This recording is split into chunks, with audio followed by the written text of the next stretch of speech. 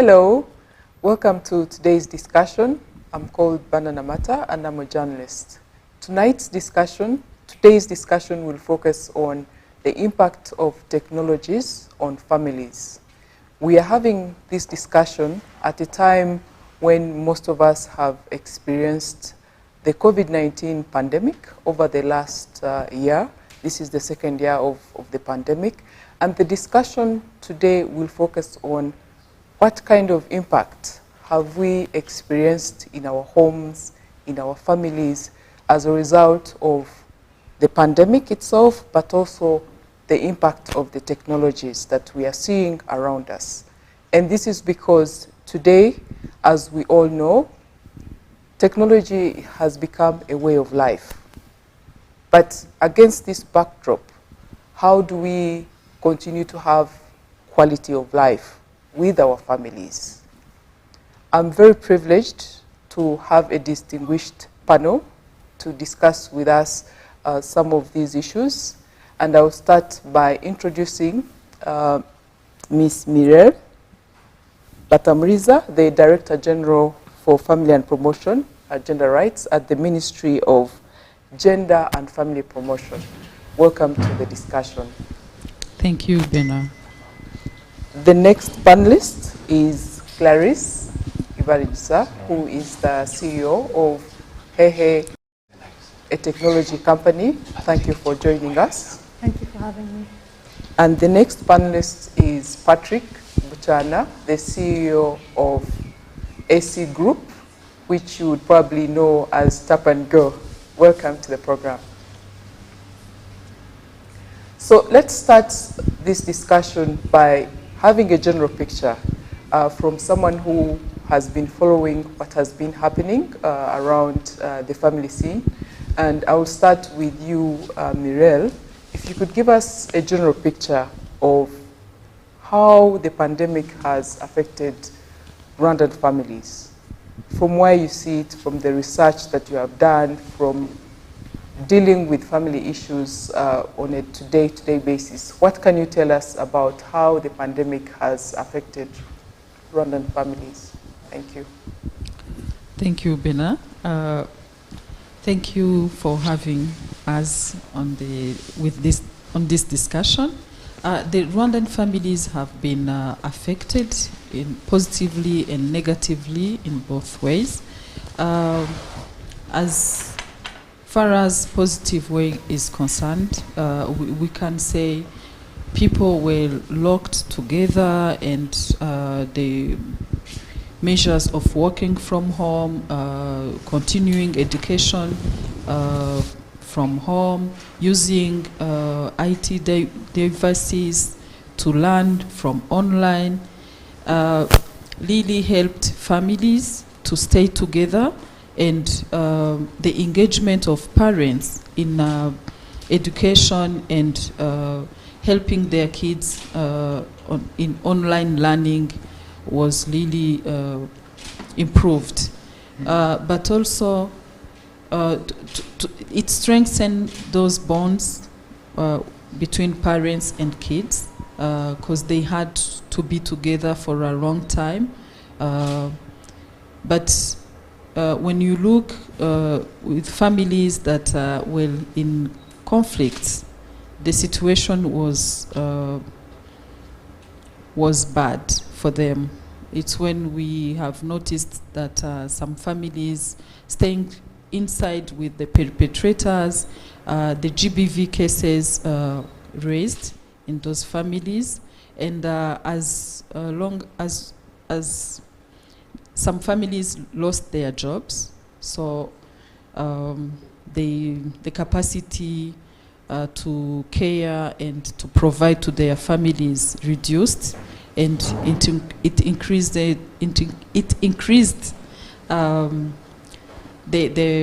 stress and the trauma, and affected psychologically all the family members. And we have seen kids on the street, kids increasing, and also staying at home a lot of time for not going to school for some children, it really affected them psychologically.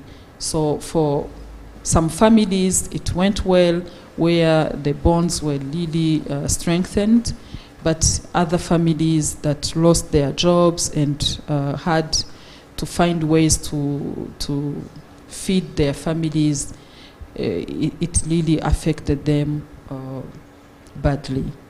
Thank you. Thank you. We'll come back to that discussion, but let me move to Clarice. You are a technology specialist. You have been at the forefront of e-commerce, but as we have seen with the pandemic, even with e-commerce, you are affected in a way. So on a personal note, how did COVID-19 affect your family?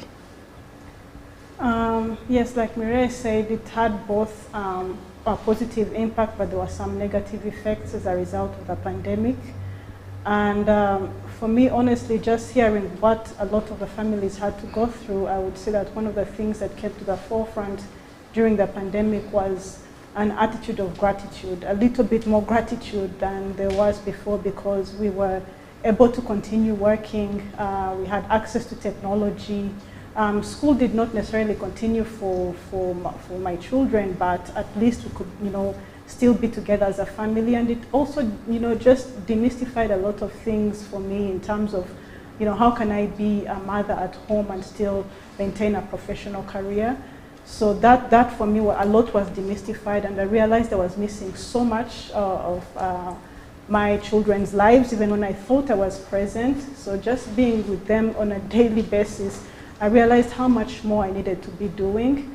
But again, technology, and just from an e-commerce perspective, I would say it was one of the things that enabled families or lives to continue. We could be able to access essential goods online, and I'm really glad that that's a service we're able to offer our community. We saw over 50% growth in terms of online usage for e-commerce. And I mean, for mobile money, it was really exponential. And these were some of the positive things that came out of it. But yes, there were quite some challenges as a result of the pandemic. Did you have to make any major shifts in terms of working from home? And this is because we know that we were in a total lockdown for almost 3 months. How did you adapt to that? So interestingly for me, for the last maybe 2 years, I had been thinking through how to transition my organization to be able to work from anywhere, not necessarily from home, but it was a realization that I had when I became a mother that it was not practical for me to spend the bulk of the day away from my family. And just those few hours at the end of the day, there is so much going on, you still don't really get to have quality time. So it really allowed just that process of us thinking through how can we really transition to an organization that works from anywhere, helped when we came to the pandemic, because we had been thinking through these ideas, but it was still challenging because you don't factor in the fact that your children will be at home. So transitioning to, you're on the phone and you're trying to get some work done and your children are, disrupting you in one way or another, that was difficult. And I will say we're still trying to navigate that, but we've gotten used to the new normal, so that's been normalized. It's not something that you frown upon when you see a child walking onto a camera during a Zoom call. We've started to normalize that, but there's still quite a number of things we still need to learn, but we're already in that transition into becoming an exponential organization that didn't need to be limited to a physical location. Thank you. Let me come to you, Patrick. We are looking at how families have been impacted by technology. The company you run is a mobility solutions company, meaning that with what we saw with the lockdown and everything, still you are working behind the scenes. You never stopped working even throughout the pandemic. Give us your personal experience. How did the pandemic affect you, your family, and against, that background of having to shift, having a shift from um, the shift caused by the disruptions as a result of the pandemic? Sure. So it was a very. I like to be in a position where I can control all that's happening, and there comes a time when now I cannot do anything. So, majority of our business, almost 95%, was coming through our mobility solutions, the tap and go connectivity that's connected to transport, and our expansions outside Rwanda, which are also still in transport. So now we're in a time where everything is in standstill and the revenue is completely zero. Not reduced, it's just zero. And the first weeks were very frustrating because you're trying to, figure out what to do. And then I just took a step back and realized that I can do almost nothing, which made me appreciate and enjoy the pandemic even more, because for the very first time I actually had no heavy schedule for the day. And so my little one was about 4 months at the time, so I decided to focus all my attention on enjoying the time with my 4 months old daughter, who was now smiling, and have a lot more family time. And that was after a few weeks of so much frustration. And then of course we had to go back into the business and say what do we need to rethink. We took pragmatic action of saying let's assume this pandemic is going on for the rest of the year. What will AC Group look like if we stay in a lockdown for that long? We didn't know that it would actually go more than a year. Now we're in the second year. Much better than a lockdown situation, but yeah. And so we started rethinking. So from trying to enjoy the pandemic and the time at home and the free time as well, we also started thinking like a startup one more time. And so that energy of thinking and designing solutions afresh was quite exciting, because we had left it so many years behind. And for I really enjoyed the pandemic in all those angles, even though it came with a lot more other very financial costs to the business. Let's go back to your interaction with your baby. Yeah. For the first time, you have more time to actually spend time with your daughter. Yes. What have you learned from that experience? Well, a very valuable lesson. The first is, I thought I was, I used to say family is the most important to me, and but my actions said something different. If something urgent came up, then it's a meeting and I have to take it, and somehow they have to understand that I'm doing this for us.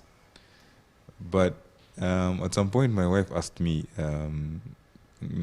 she just challenged me and said, she's like, I don't want to raise our kids alone. And this was a bit before our daughter came. And I was like, what do you mean? Because, I'm doing this for us. And she challenged me and just, took me through how some of my decisions are made, and how somehow I always feel like home, that is guaranteed. So you guys always have my back, so I do not need to spend time. And we had a very frank conversation, and I saw things through her lens, and that kind of made me rethink. So this was a very special time to actually realize what real family time looks like. And the pandemic gave me, some kind of a blueprint of how much time I would have been missing if I had not taken that time forcefully. So it was awesome, it was good, it was a realization of what it really looks like, and I've taken a lot of lessons from there to kind of build how I work moving forward. Milen, have you had similar stories? Yes, of course. Because what I have said when I started, some parents had really time to enjoy being with their kids. By the time I was doing my master's, my thesis, so I had really no time to focus on household. But when kids are at home, as a mother, you really have to be there. So I came to realize, what can I do to separate the time for work and time for the family? So I think even when the work resumed, some parents had really to know, this is for family and this is for work. And as we are working from home, it's not easy for some parents, but we have to deal with it, and we have to remember that those kids that are around, they need us, and if we are not focusing on them, because you see sometimes when you're at home, you try to give like iPad, TV, and other stuff to make them busy, so they don't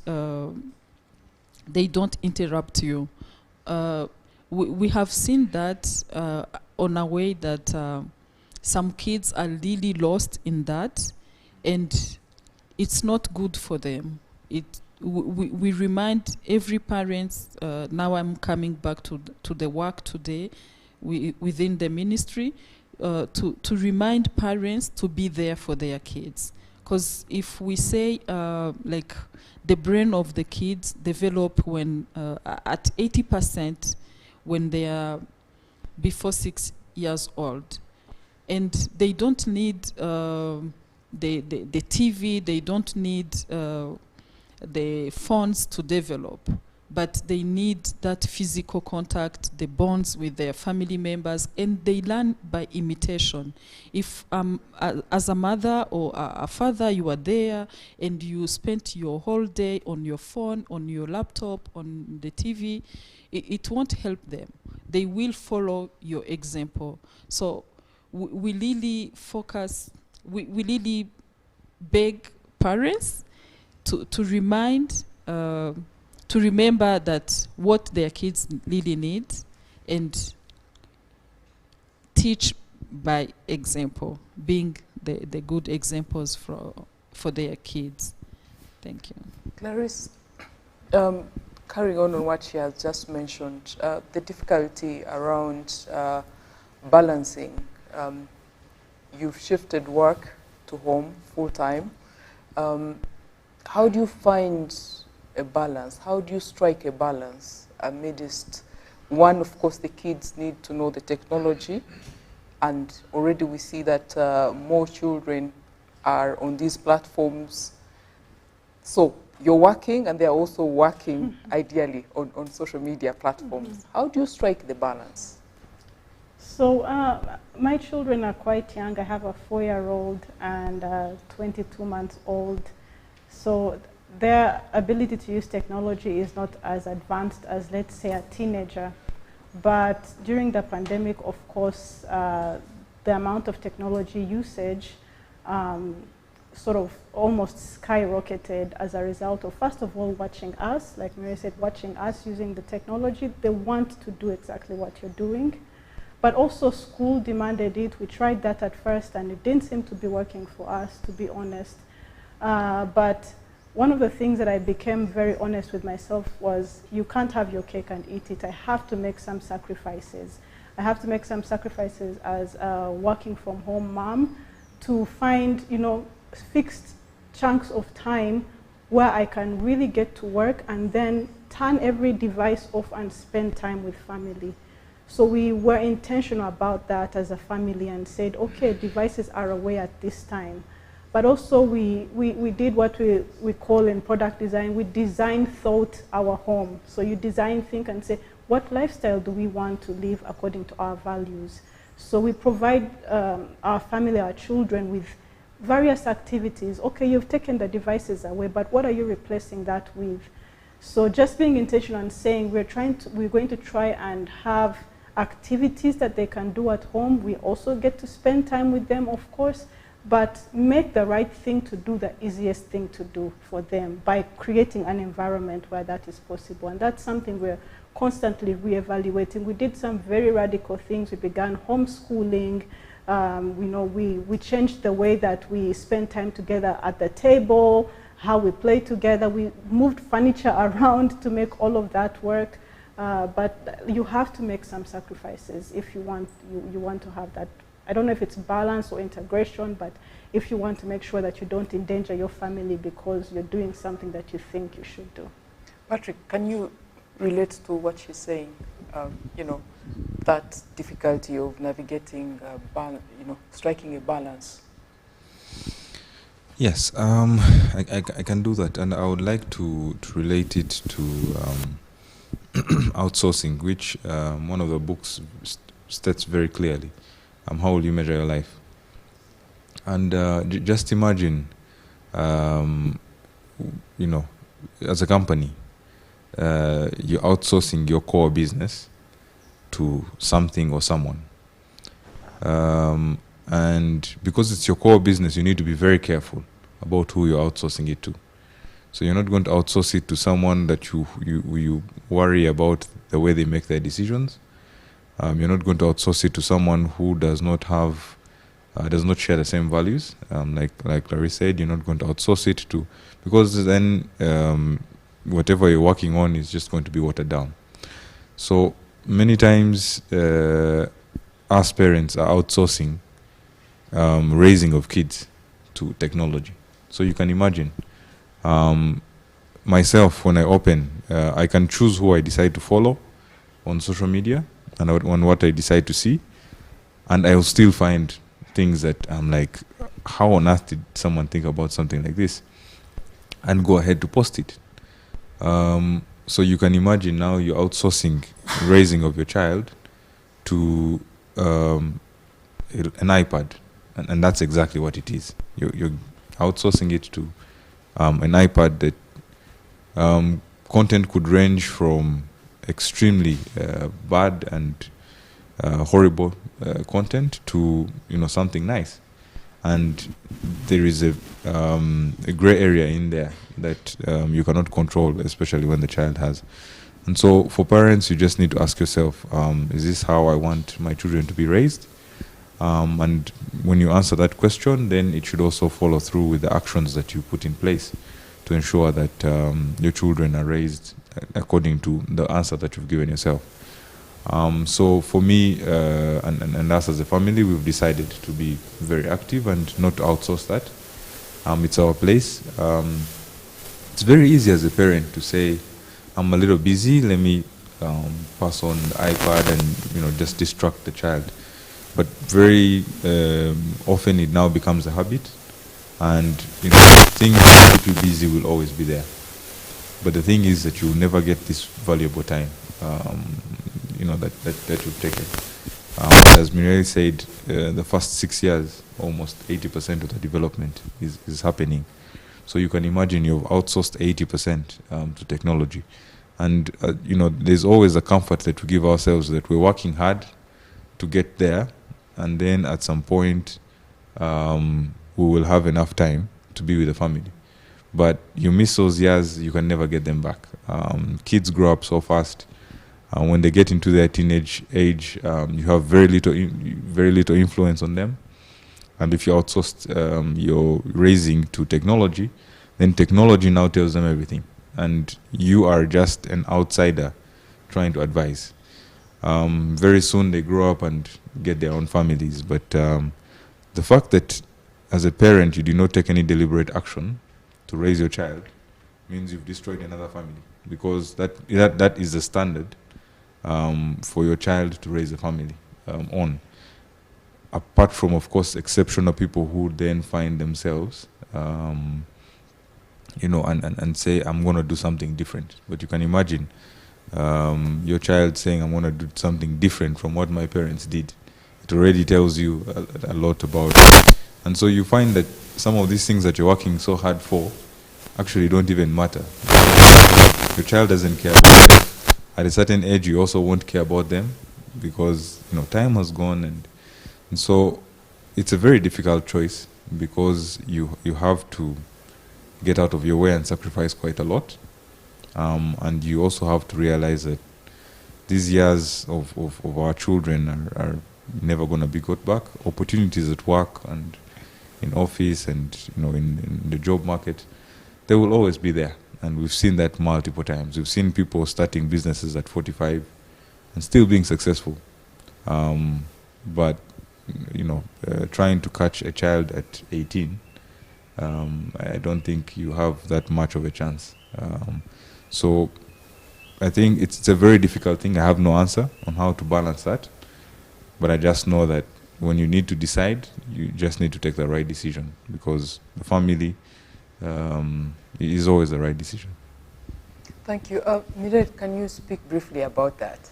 Yes. What we really ask from the parents is to know that they should have that honest and open discussion with their kids, and they have to know what their kids. And here we are talking about the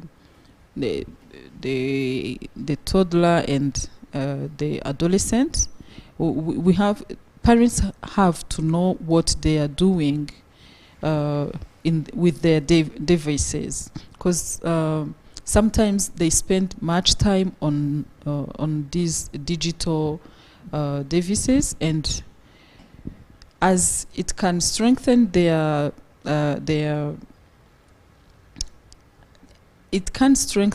it can help them get in relation with their families that are not in the house. Like when you go to work, you can call your kid and you can know how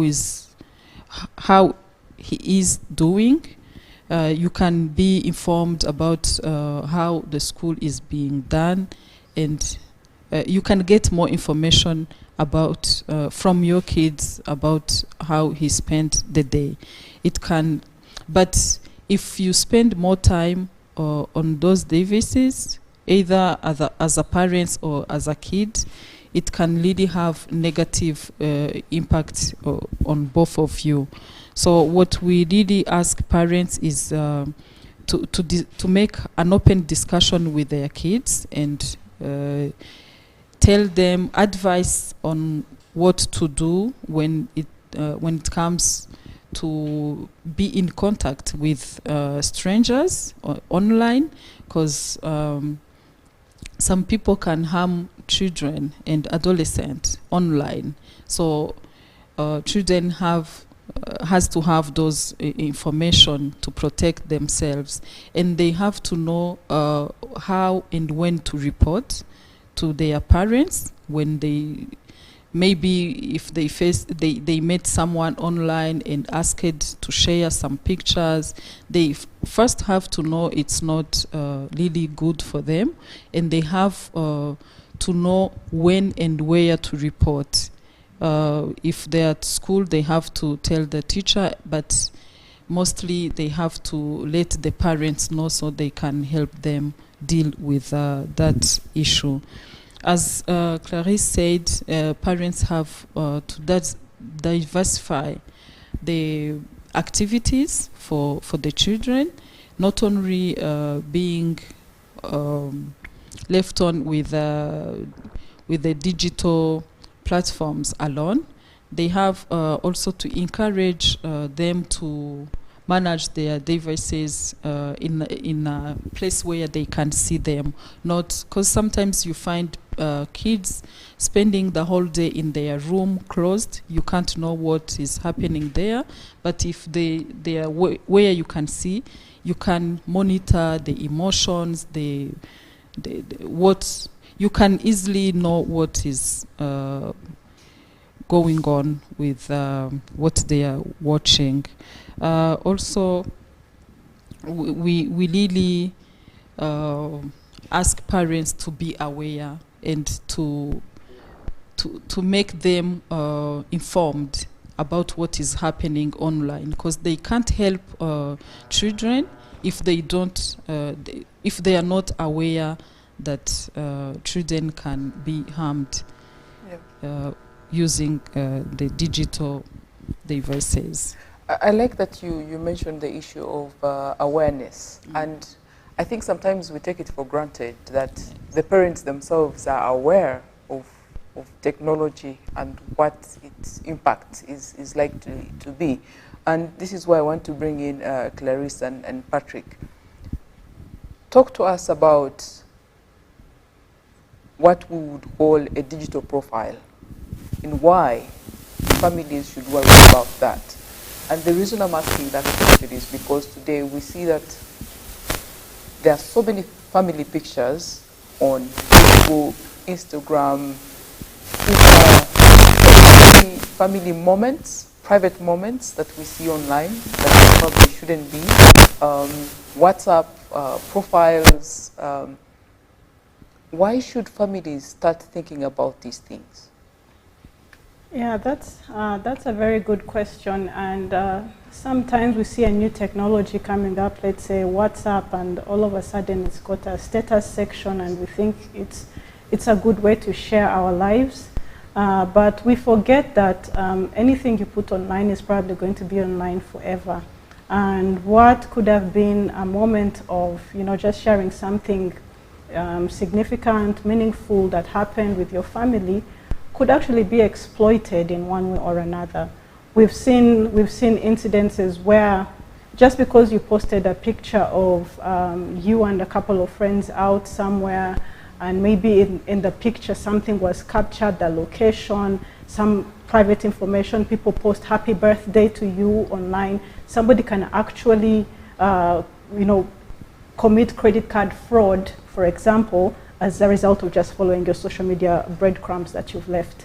So there are a lot of things that we might not be aware of as families, but when you're posting things online, just ask yourself, would you let the whole world into your home? Would you let people come into your child's bedroom or your own living room and spend that time with you and learn about all those things that you do every single day when your guard is down as a family? Right before you post, it's a good question to ask yourself, and what could this mean for my child as well? Sometimes just because we are parents and we can do what we want with our children below the age of 18, we forget that they will have their own lives at one point. You're posting their names online, their birth dates, and all this information, you're just giving it out to predators who you don't know that are watching, and this could actually affect your child's life. But beyond just having this information, it's really important for you to understand as a family, why do you feel the urge to do this? What are the underlying issues that are making you want to tell the whole world about your life? Because sometimes we don't realize that, sometimes what we're doing is just a symptom of something deeper. How are our relationships? Are we trying to prove something to the world that we are a happy family? Maybe something is driving that. So investigate those, because if you don't deal with the underlying issues, no matter what information we share with you here today, it's not going to create long-lasting impact or some kind of behavioral change in your lifestyle. Even for young people who are going on social media and spending all their time. I mean, I did this analysis for myself in so many ways, not just technology, but also my career and other things. And you get to a point and you ask yourself, why am I doing this? What's making me do? Why am I craving this attention or this dopamine effect from somebody liking something that I posted? And when I go to the depth of these issues, I actually realized there were some underlying, insecurities and things I needed to deal with in my relationships to help me overcome that social media issue. So those are some of the things I can say about that, but just think about how dangerous technology can be, and it's advancing at a very exponential rate. So anybody can use your information for anything. Thank you, Patrick. Well, social media is one of the worst things that happen to the world. And quite frankly, it really is. It's in a way that actually not social media in the sense, but the way we interact with social media is one of the worst things that ever happened.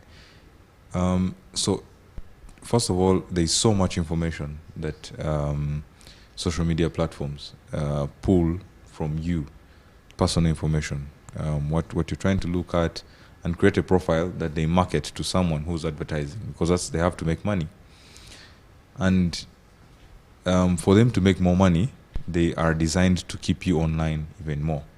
Now, platforms like Twitter are even worse, because Twitter is designed in such a way that it pushes whatever content is, attracting people more and more. And when you see the way it's designed, most of the content is actually very toxic and negative. And so you'll find a lot of cyberbullying. And in a way, because of the urge for people to want to be validated through likes and shares, most of what is shared is actually not exactly real. And so you find that social media has played a lot with people's insecurities, and the more you expose yourself to it, the more it gives you that kind of feeling, and you feel like you're not doing so much because you're not out there on social media, and you're seeing all these people that are actually doing so much that is fake. Or as Clarice said, someone posting their whole family, and you're like, why isn't my family as happy as that? But the moment that was put there is just, maybe 2 minutes of happiness, and then everyone goes back to their phone. I think you've seen so many jokes about Zoom meetings where someone is smiling and they close their laptop and the smile is closed as well, and they're just like, I'm so frustrated with these people. And then you move on with life. And so much unrealness is shared that if you do not understand and if you cannot deal with yourself and be content with yourself, then and especially young kids, especially teens, the urge to do so much, to dress up less so that you have more likes, because that's all you're seeing. And when you look at all the teens with millions of followers on social media, that's exactly what they're doing. So and social media platforms are not going to do anything about it, because this is what drives their traffic, and this is what drives their revenues. So the way social media is designed is horrible and bad. And Google will probably give me a friend request of Mireille or Bena on Facebook because we met. So you can imagine the proximity of the fact that your Google Maps is close to mine. Shows that these people could have met because they were in the same place for 2 hours, and they probably should be friends on Facebook. And so that friend request comes, and then you wonder how come. But in actual sense, it's picking all your information and at a certain point X, so and so has access to this. They have determined how a president is voted in some countries. So it's terrible, and you just need to understand how much is social media influencing me to make certain decisions, and how does that fall in line with what I want to be and what I want to do and things like that. So I think you have to find a way of balancing your, how much is influenced by something that is so unreal, and try to make decisions yourself, and also pull back from the insecurities that you're trying to deal with through social media, yet you're actually not dealing with them as the insecurities in you. And that's why I say it's one of the worst things that has been created. But it also has its very positive side. We're connected so much to the people that are far away. Work has been made much easier. You don't necessarily need to be in certain places, and so it gives you more time with your family and the likes. So there's a lot of balances and there's a lot of negatives, as we've said, I think, through the discussion. But yeah. Thank you. We could talk forever about this topic. It's quite wide, but since we are running out of time, let's try and wind up with key messages based on how you are personally interacting with technology in your private space, whether it's at work, at home. What advice can you give to a parent who is watching this show, or a child who is watching this show, a teenager who is grappling with technology? How do we achieve quality of life with technology? I'll start with you, Clarice. Sure. For me, I'll just highlight 3 things. I mentioned that, first of all, try to make the easy thing, the right thing to do, the easiest thing to do in your family. So do not have, easy access, or maybe like Maria said, a child has all these devices and, they're in their room, they're wherever. Just try and design your life in a way that, makes it easy for you and for your children to live the kind of life that you think is right for them. So that's the first thing I would say. But secondly, empower your children to be able to make those right decisions with knowledge, with information. I'll give an example. When I was 10 years old, I tried to bully one of my classmates who used to bring drinking water to school instead of juice, which I thought was, fancy. Said, why do you bring juice? Don't you guys have, why do you bring water? Don't you guys have juice at home? And she looked at me with a straight face and said, do you know that water is 90% of our bodies? And she gives me all the statistics. And how many years later, I still remember how confident this child was. So equip your children with information by saying, this is the impact of technology. It's merely a tool to enhance your life. You don't need to be obsessed with this and that. And whatever statistics are available out there, just empower them with that information. So even when they're faced with peer pressure, they're able to or even their own insecurities, they can fall back on this information. Just the last piece of information, the last thing I'd like to share is, moderation is really important. Do not deprive now. Just because we say, oh, this is bad, it can impact you like this. Again, when you deprive, they'll crave it even more.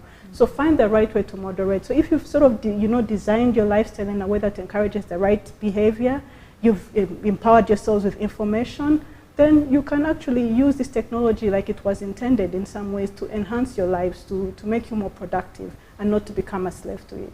Thank you. Muriel? Thank you. I would like people to know that digital environment is really a good platform to learn and for self-expression and creativity, but also would like to highlight that there are people behind there doing harm to innocent people using the digital platforms. So it's good to equip kids with those information so they know, and equip them with measures to protect themselves, and let them know they can come to you as a parent to report something that went wrong on digital platforms. Thank you. Thank you. Patrick, what's the advice? Well, I don't know how much advice I can give. Myself, I'm maybe a semi-addict of social media. But I think there's a lot of good things that come with technology. And there's a lot of bad things that come with it. You just need to decide what works best for you, and what you want to achieve ultimately. Social media also comes with lots of distractions, but because of the good things that it comes with, you always try to cover that up. I'll give you an example. I like Instagram. I follow a lot of news and a lot of comedians, and I go on and laugh about everything. And so I will do an extra time on Instagram because I feel like I'm reading news and watching comedy. And so you have to take different measures to ensure that if you feel like you click on an app too much, maybe move it to the last slide of your phone, and just have a few practical ways of avoiding, like I think a few of my colleagues said. And then ultimately, if you're a public figure, or you feel like your profile being online is very helpful, that's a very good thing. It's always important to separate work and family. posting your kids and wife out there, and then someone comes to your home and takes a picture of your kid, and you're like, no, yet they've been on your status that very morning, doesn't make any sense. And so if you're a business and you're trying to put information out there, then do that in work. But then if you want to keep your life private for all the good reasons that it comes with, then also do that. And so there's always ways of managing that balance. One word about technology that families should keep in mind. Just one word. Tool. Technology is just a tool. Good. Technology can harm yourself. It's a beautiful thing. Okay. Thank you so much for following today's discussion. And remember, we were discussing the impact of technology on the well-being of families and social development. We were having this discussion ahead of the International Families Day. The international theme is the impact of families on technologies, and it's within that context that we were having this discussion. The key messages from our distinguished panelists are moderation, moderation, moderation. Technologies are here to stay, but we have to learn to moderate. In your home, as a parent, find time for your family, find time for your child. Try to make sure that every time the child needs your attention, you're not giving out your iPad or your phone. Try to make time for your child. Be aware and intentional with technology. Try to give your children, your family members, as much information as possible about these technologies so that when they are online, they are aware of not just the positive, but also the negative. Thank you so much again for joining us, and we hope you'll be able to join us for the next discussion. And many thanks to our distinguished panelists for honoring our invitation. Many thanks. Thank you.